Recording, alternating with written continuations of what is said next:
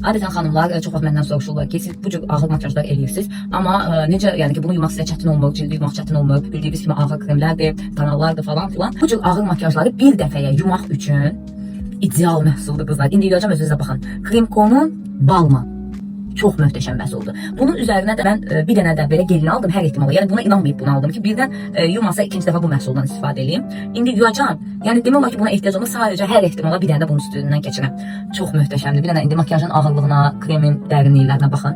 İndi bir də bu məhsulun gözəlliyinə baxın. İçində belə bir çubuğu var və artıq yəni birinci dəfə deyil istifadə edirəm. Sadəcə istifadə etdiyimi göstərim ki, baxın. Bundan qaşığı ilə bir bu qədər götürürsünüz.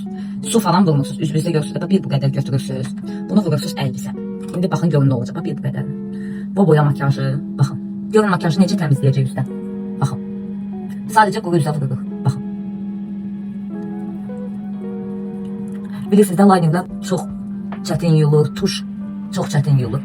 İndi siz üzdən kanalın, tuşun və linerin necə təmizlədiyini görün. Gözü yandırmır bir şey eləmir. Baxın.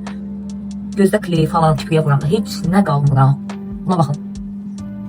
Necə yudu. Yağ kimi deyil qızlar. Bax. Rahatlıqla da sürtə bilərsiniz. Yəni gözünüzün qarasına hara istəyirsinizsə. Bax. Belə elədiniz. Gördünüz qızlar. İndi bunu yumaq vaxtıdır. Görün üz necə olacaq.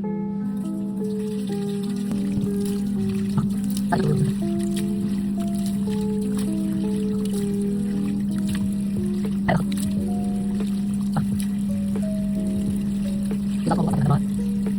Hiçbir şey kalmadı. Üzdən, kanaldan, linerdən, baxın əsər əlaqət qalmadı.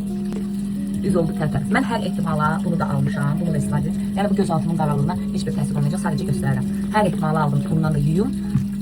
İhtiyac qalmadı yəni buna. Balm olandan sonra buna ehtiyac yoxdur. Yəni heç bir dəyişiklik olmuyor ki.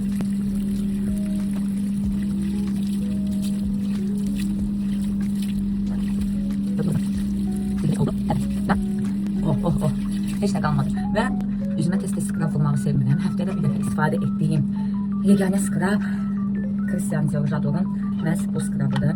İndi üzrə istifadə edemeyeceğim çünki bu skrabı qoxusu möhtəşəm. Üstü yağlığına baxın. Həm dərindən təmizləyir, həm nəm eləyir, həm də içində gördüyünüz kimi qızılı toz dənəciklər var. Çox gözəldir. Qoxusu, təmizliyi, nəmləndirmə hamısı bir yerdə. Baxın, Christian Dior J'ador. Mükəmməldir. Öpürəm sizdən. Düşüb sınmışdı ya, gəziriz ya.